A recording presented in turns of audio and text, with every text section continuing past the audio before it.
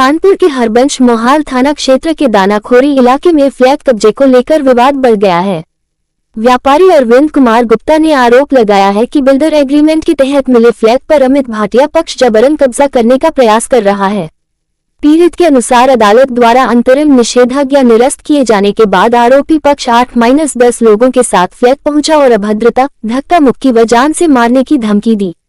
व्यापारी ने हरबंश मोहाल पुलिस पर निष्पक्ष कार्रवाई न करने, परिवार पर दबाव बनाने और फ्लैट की बिजली पानी जैसी सुविधाएं बाधित कराने का भी आरोप लगाया है। पीड़ित ने उच्चाधिकारियों से एफआईआर दर्ज कर सुरक्षा और मूलभूत सुविधाएं बहाल कराने की मांग की है।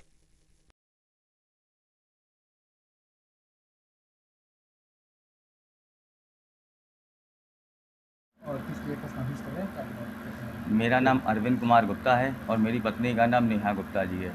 हम ये प्रेस कॉन्फ्रेंस इसलिए आयोजित कर रहे हैं क्योंकि अमित भाटिया और रितु भाटिया जी के द्वारा मेरे ही फ्लैट से मुझको जबरन ना अंदर जाने दिया जा रहा है, ना बाहर आने दिया जा रहा है और मेरी पत्नी वहाँ पर अंदर रह रही है और उससे उसका फ्लैट खाली कराया जा रहा है जबरन।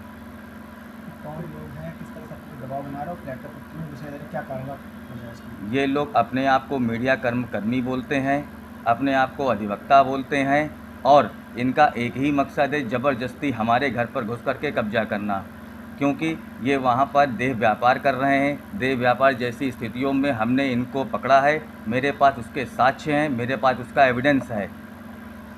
अमित भाटिया के साथ कौन जाता है, उसका नाम बताइए। क्या आश्वासन दिया आपको? मैंने सारे विभागों में शिकायत करी है, सीपी सर के पास भी हम गए थे, एसीपी सर के पास भी हम गए थे, आपके इंस्पेक्टर साहब के पास भी गए हैं, डीसीपी महोदय के पास भी गए हैं। हर जगह से मुझको जो है केवल आश्वासन मिला है, बट मुझे अभी तक कोई भी मेरी किसी भी तरह की कोई सुनवाई नहीं हुई है।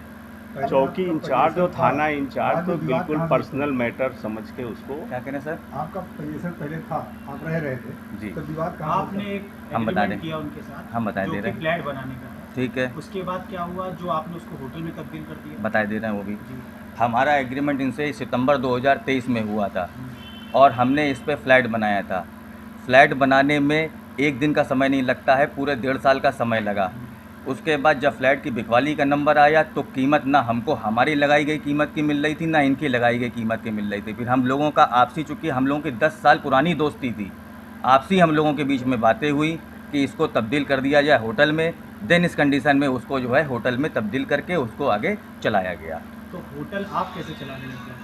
इसका भी जवाब दिए दे रहे हैं। होटल हम इसलिए चला रहे थे क्योंकि अमित भाटिया जी ने हमसे ही चलाने के लिए कहा था और उसमें जो भी उसका प्रॉफिट या जो भी नुकसान आ रहा था वो हर महीने हमसे उसका भुगतान ले रहे थे।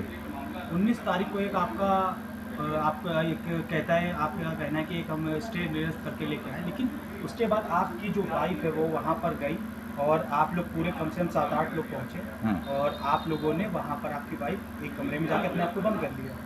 ठीक, उसके बाद पुलिस ने रात को 2:30 बजे वहाँ पे उनको निकालने की कोशिश की। उन्होंने 2-4 वीडियो कमिश्नरेट में वायरल किए कि मुझे यहाँ पे बंद हूँ, मेरी तबीयत ख़राब हो रही है। जब पुलिस उनको निकालने गई, मैं महिला फोर्स, लेकिन आपकी वाइफ ने उसमें गेट नहीं खोला और आप उस जगह उपस्थित नहीं थे। 3 दिन से आप उस क्षेत्र में उपस्थित नहीं है, ऐसा क्यों? आप पुलिस उसका भी जवाब लगा रहे हैं। उसका भी हम लोग वहीं उपस्थित हैं और ये सब आपको भी पूरी जानकारी है। लगातार पुलिस के संपर्क में थे, पुलिस के साथ बैठ के मीटिंग कर रहे थे, मगर पुलिस को सिर्फ एक पक्षी बात सुनना है कि आप अपनी वाइफ को वहाँ से निकाल के और रितु भाटिया को कब्जे में दे दो आप।